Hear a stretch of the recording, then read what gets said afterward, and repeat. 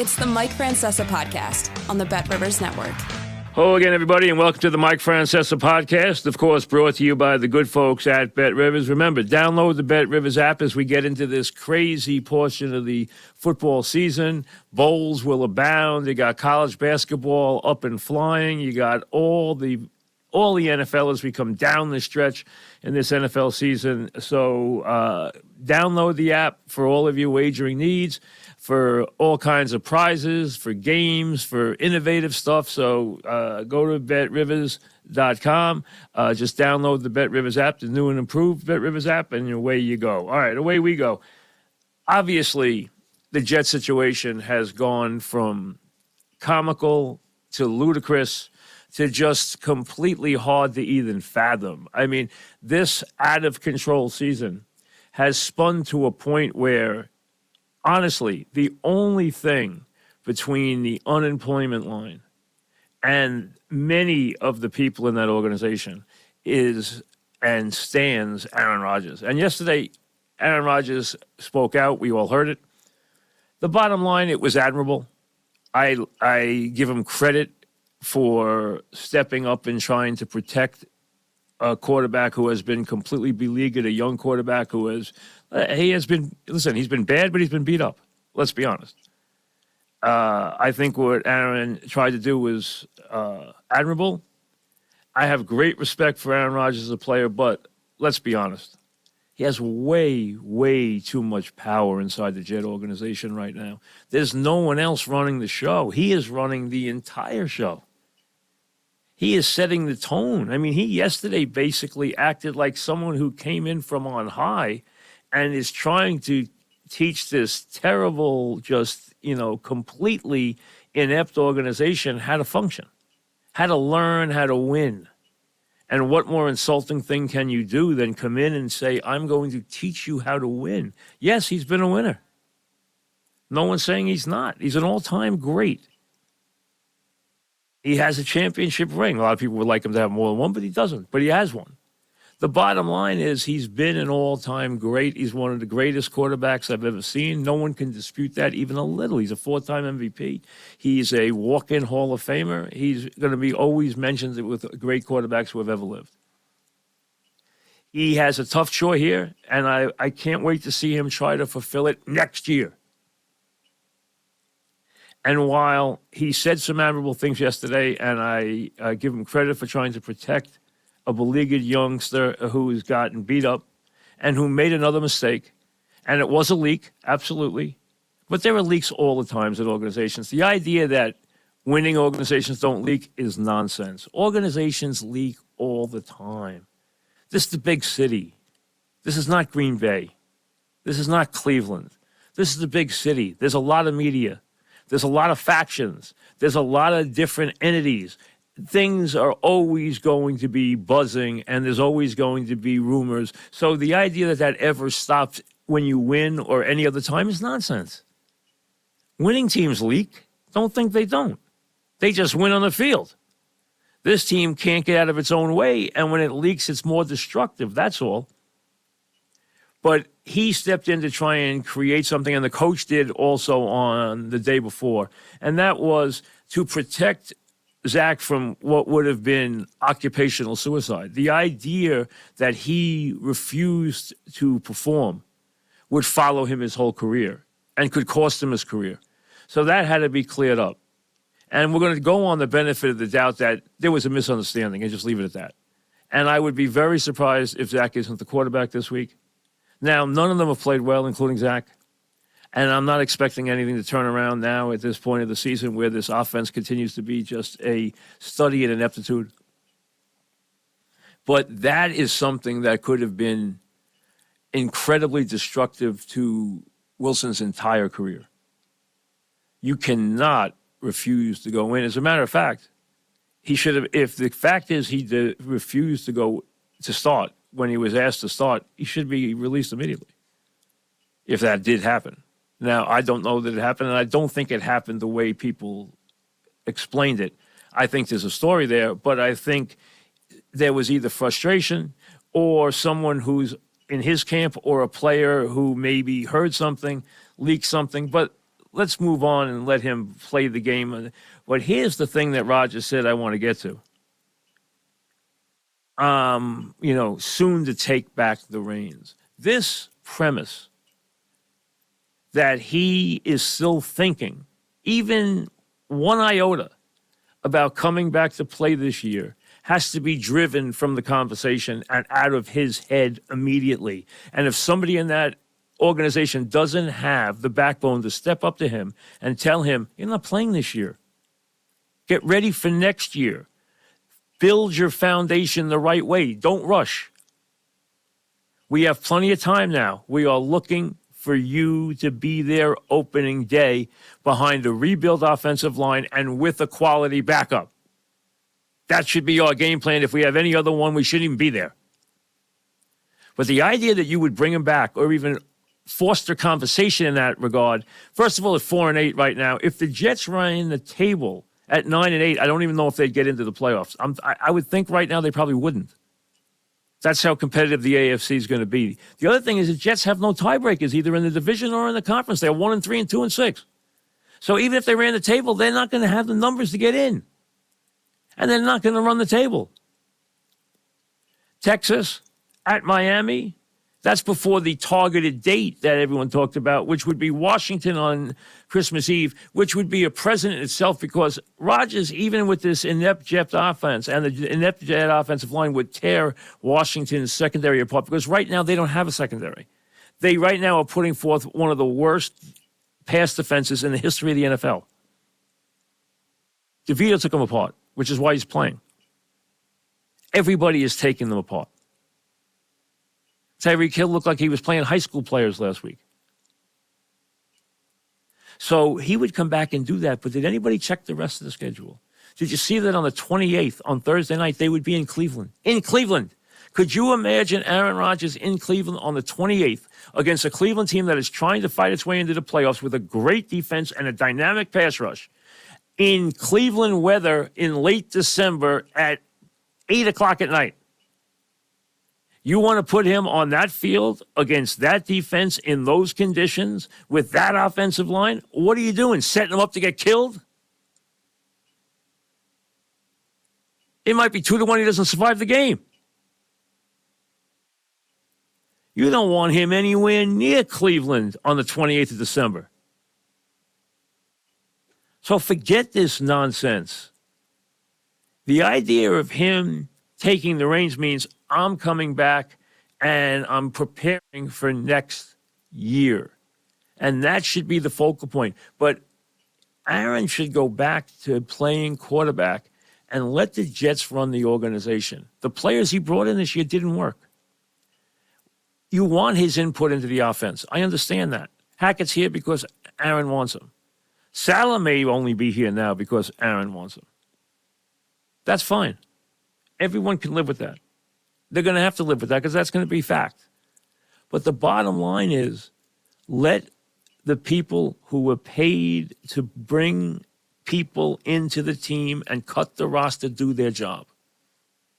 And their job is simple this offseason. It's one-dimensional. Rebuild the offensive line. Number 1, number 1A, number 1B, rebuild the offensive line. In every possible move you make the offensive line better. And find a backup quarterback who can play. The Colts are 7-5. Been a little lucky at times. They've done it with Taylor in and out of the lineup.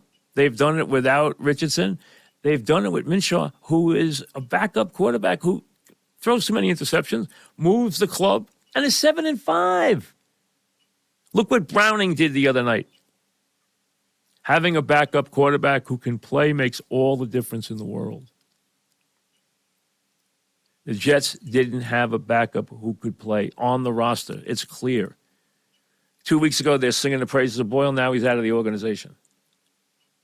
Zach is on his way out of the organization. You can forget anybody else who's here being part of the future. They need a backup quarterback. So that should be the only thing they're thinking about for next year. It should be Rodgers on opening day, not a minute before, and don't want to hear any more conversation about it. Number 2, rebuild the offensive line. Number 3, get a backup quarterback who can win a couple of games and keep you alive if he goes down. Now, if he goes down for the season, you're probably not going to have your year. That's all there is to it. But anything else is folly. The idea that he would come back and step on the field this year is one of the most ludicrous notions I've heard in years. The Jets, anyone who would be behind or supportive of that decision should be fired immediately. It should not even be in the conversation. And if he needs to be told to back off and get ready for September, then tell him. He's an employee. He doesn't own a team. He acts like he owns a team. I understand that. But you've allowed him to have that. Now, the Giants have decided to go with DeVito over a now healthy Taylor. Taylor's very unhappy. He gave his body to the team, to the effort. He can make a point for playing. But I understand what the Giants are doing this week. They're buying in and giving their fans a little bit of a present. They're not going anywhere this year. They played the Eagles twice in their last 3 weeks. All they've done the last couple of weeks. Remember something. DeVito got some credit for the Cowboy game, which is ridiculous because the game was a complete rout. What he's done is he's thrown some TD passes, mostly against Washington, which is the worst pass defense we've ever seen, and gotten worse. And they fired their coordinator, and their head coach is out the door, so we know what's going on in Washington. They don't have anybody who can play in that secondary. And they're giving up yards by the acre. I mean, it's ridiculous. That's why he has numbers, but he hasn't thrown interceptions, and he's given them a little spirit and a little moxie, and people are buying into the whole Jersey thing. So it's giving the team a little something that's been a diversion. Fine. Run with it. If he plays badly this week against the Packers, you put Tyrod back in. Let him finish the season. That's fine. They're not going anywhere anyway. It shouldn't be that big a deal. Neither one is their quarterback of the future. So it shouldn't be that big a thing, although Taylor's not happy. Okay? And DeVito's ecstatic, and let him have his – he's got his minute here. If he never has another one, he's had this. You know, it's not like he's going to become Kurt Warner. All right, last week, he didn't even have a drive for a touchdown. They got the interception to flip the field. They score a touchdown on a broken tackle.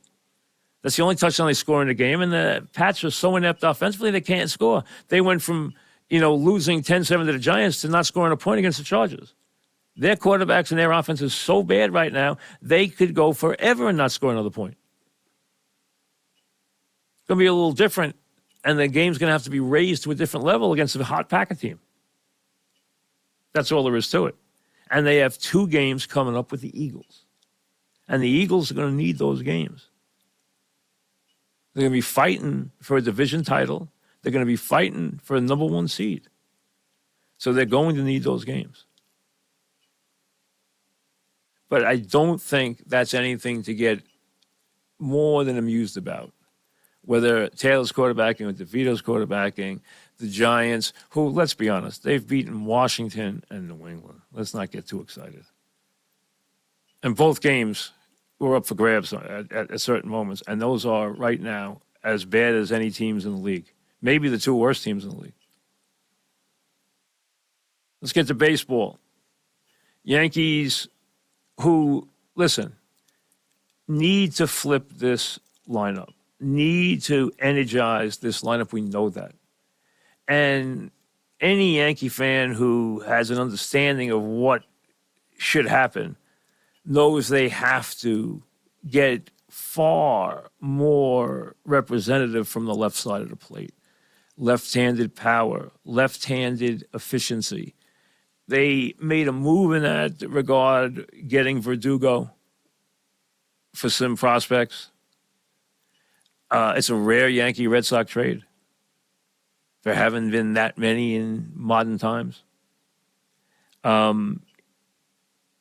He's, in addition, I mean, he helps. He doesn't answer anything.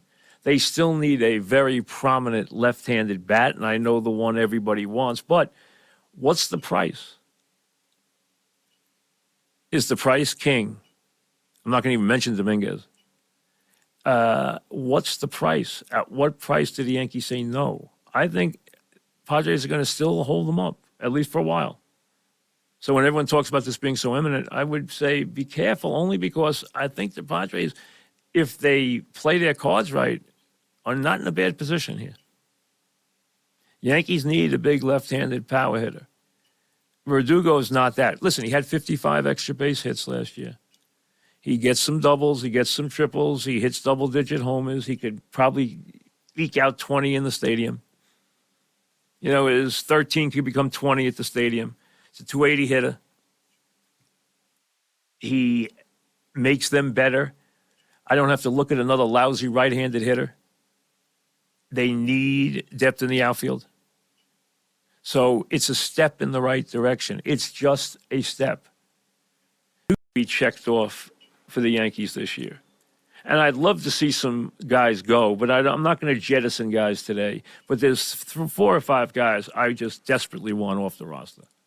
And some of them are prominent.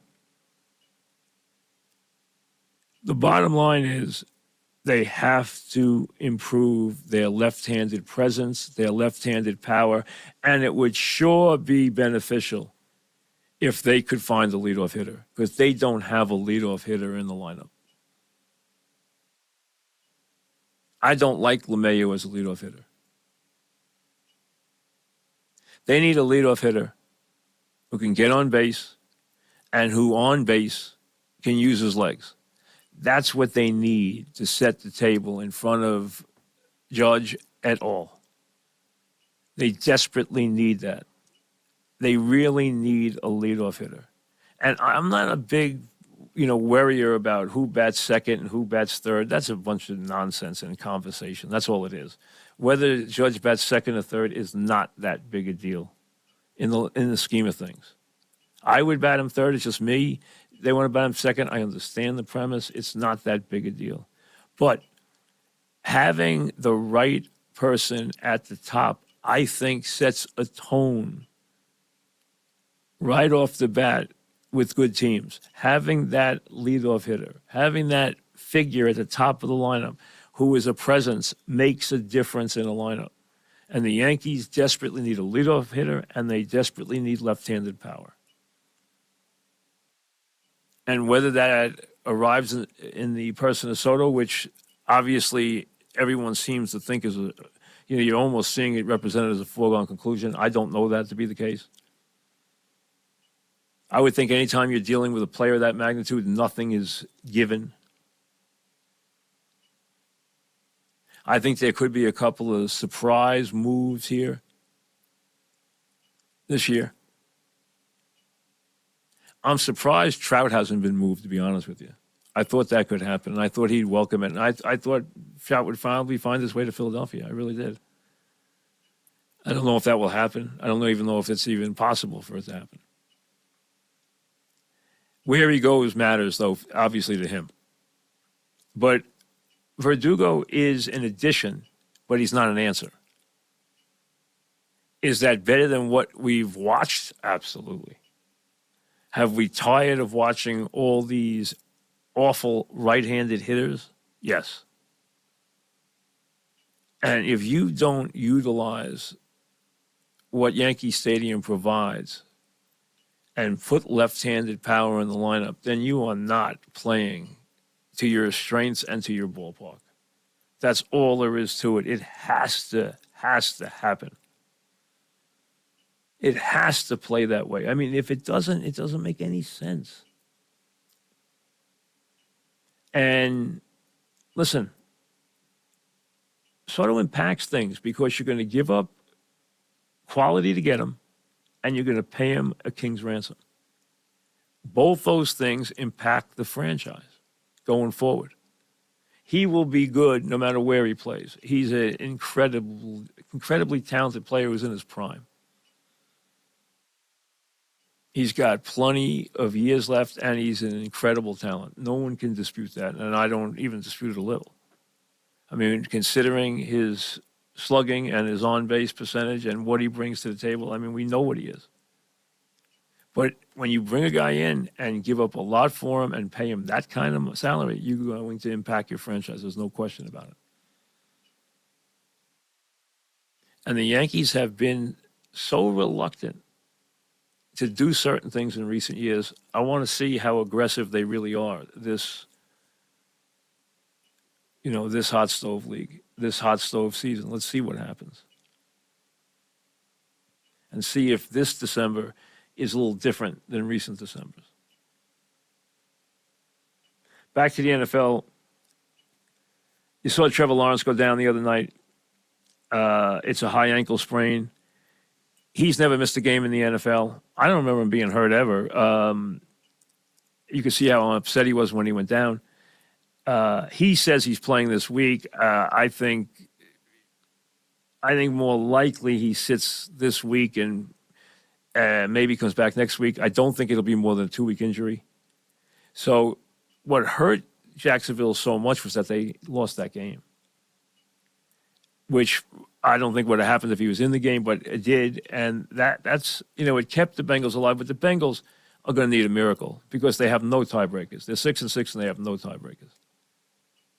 And although Browning was great, I don't know if he's going to be great every week. A big part of that was the chase play. That was a very big part of the whole night because, when you throw in a 76-yard touchdown catch, that really changes your numbers completely. And that was, listen, we know what Chase can do. And he has not had the year that anyone expected. And part of it is because Burrow's been hurt, couldn't throw the ball early, and then, they've had to play with a backup. So it'll be interesting to see how he goes forward here, but that was a heck of a primetime coming out party for Browning. The Jaguars, with a win against the Bengals, could have made a very strong move on the number 1 seed. Now, they're going to win their division. I mean, they're going to win their division. Miami's going to win their division. Kansas City's going to win their division. Baltimore's going to win their division. They're all going to win their divisions. And the wild cards is going to be a free-for-all, an absolute free-for-all. I mean, half the world's 7-5 and 7-5. And then you got the Bills at 6-6, who have a huge game this week with Kansas City. That is going to be a wild free-for-all. In the NFC, you have, Dallas and Philly are both going, no matter which order they go in.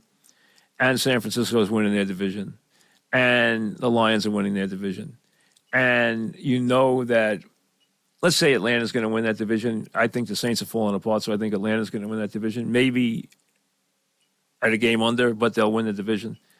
And you have 5 slots in there and counting the Dallas-Philly loser. So you got 5 slots there. And then you see who slips in from there. A lot of teams at 6-6. And the Packers seem to be the hottest of the group right now. Seattle's hurting. We'll see how Minnesota does with Jefferson back. So it's going to be very interesting to see, and you got some interesting games, which we'll get to with when we go do our NFL program coming your way on Friday morning, because there's a lot of interesting games this week, including Kansas City and Buffalo, and, of course, the showdown in Dallas between the Eagles coming off that beating at the hands of the 49ers and the Cowboys. I keep getting asked about the MVP in the NFL, and let's be honest. Stroud's not going to win the MVP. Maybe Dak's going to win the MVP. I got to see that to believe it. No quarterback is having an incredible year, just like a, all-time year. And it brings a couple of non-quarterbacks into the mix, namely Tyreek Hill, who is having what could definitely be a record-breaking season. Now, I would expect down the stretch here, a couple of these teams are going to take him away. You can take him away and make Tua go elsewhere. But it's going to cost you manpower, and it's going to really open things up for Waddle and Ashawn, who's a dynamo coming out of the backfield and is back now. Came back the other day, had 30 yards in catches, 170 yards in rushing, couple of touchdowns, and he is as fast.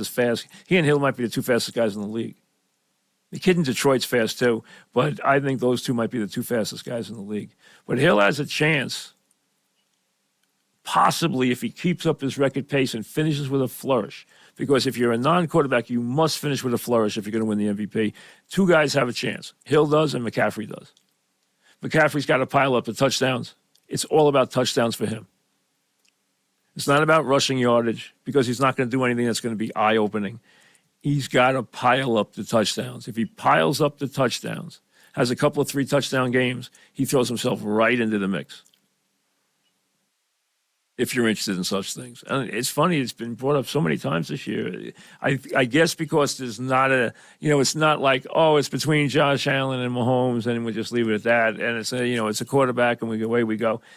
There is a lot of debate this year because nobody is a clear-cut favorite. Not even close.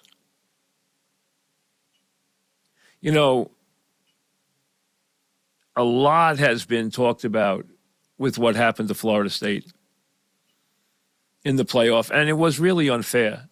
But understand exactly what happened here. This was a case of the committee just getting boxed in, and they didn't know how to say they didn't come out and honestly say, listen, we're screwed here.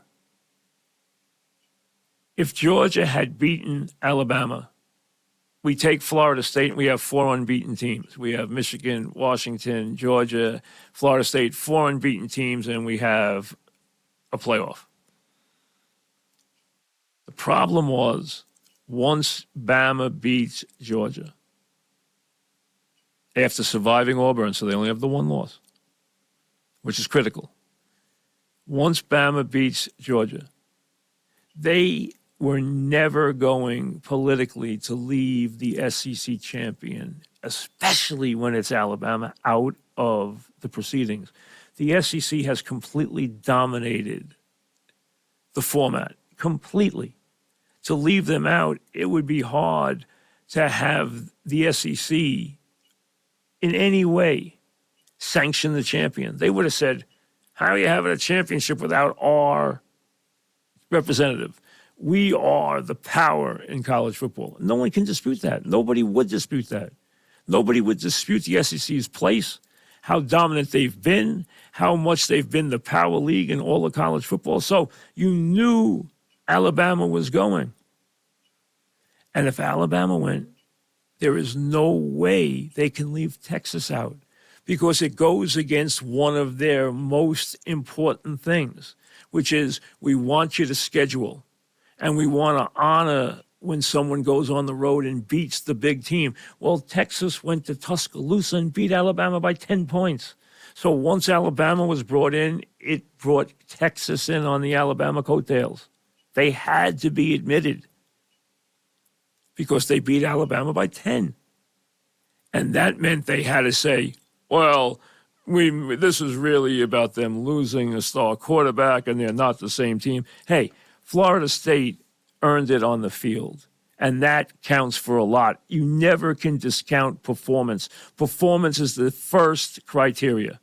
Then we get to things like injuries and eye tests and everything else and matchups. The bottom line is performance is the first criteria, and they won all their games. They earned the right to figure this out. They earned the right to run the ball for 300 yards or come up with a great defense or have a backup quarterback have a miracle day. That's the bottom line. And who cares if they went in there and got blown out? They've had blowouts every single year in this format. Absolutely. Last year was 65-7 the final. They've had winners by 38, 35, 33. Go down the list. Most years there's a rout. And they can't fall back on we've taken the 4 best teams because if we lined up 20 people and said, give me the 4 best teams in the country, Georgia is absolutely one of the 4. They've been the dominant team for 3 years. They were the number 1 team all year this year. They are the best team in college football. Right now, Georgia would be favored in any of the matchups. They had a bad day. They lost a close game to Alabama. It happens. But we all know they're not only one of the 4 best teams, they're probably the best team. I think it's close. But what happened was they were left with, we have to take Alabama. That means we have to take Texas. So we have to come up with some way to screw Florida State. They didn't want to do this to Florida State. You think they like the fact that they wake up and Florida State's number 3 in the poll and undefeated, and they don't have them in the tournament? And Florida State raising craziness. And listen, Florida State's going to get beat by Georgia with a backup quarterback. That's not the point. That doesn't prove anything. The bottom line is they earned their way into the format. They earned their way into the playoff. And they got screwed because they had to have SEC representation. And Texas was in the perfect spot to ride Alabama's coattails right into the proceedings. It was a perfect storm for the committee. There was no way out. That's what happened. It was politics. And listen, let's be honest. To sanction this proceeding, you have to have an SEC team there. You have to. So did Florida State get screwed? Absolutely. Gives them something to yell about. Because they weren't going to win it anyway. They'll be more remembered for the snub than probably anything else. And you have very representative games because look at the 2 games. Michigan can beat Alabama. Alabama can beat Michigan.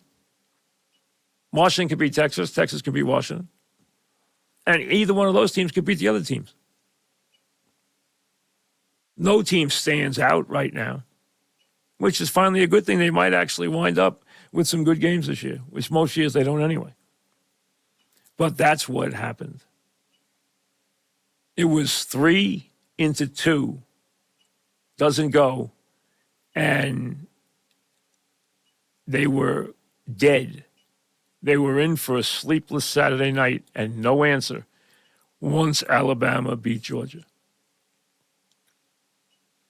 And Garrett Danielson hit it on the head at the end of that game when he said there's no way they are leaving the SEC and Alabama out of this. And they weren't. He was 100% right. We'll see you later. Thanks for listening to the Mike Francesa podcast on the Bet Rivers Network.